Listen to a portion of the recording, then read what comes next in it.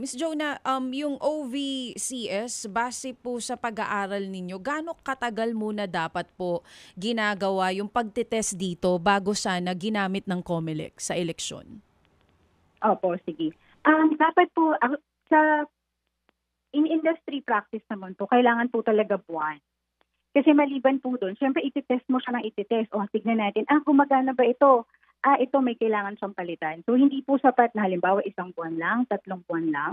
Diba? Kailangan po, sa minimum nga, dapat magandang umabot siya ng 6 months to 1 year. Mukha po siyang matagal, pero every 3 years po yung election natin. So, dapat may panahon at may resources si COMELEC para gawin niya yon. Kasi ang election po natin, every 3 years siya, ito po yung magdidikta kung sino po yung mga national leaders natin. So, dapat siniseryoso din siya, dinidibdib din siya ng COMELEC. Oo, kumbaga para sa inyo, hindi naman sa against kayo sa pagiging high-tech ng eleksyon, sana man lang nakapaghanda para hindi nagkaroon ng mga ganitong klase ng problema.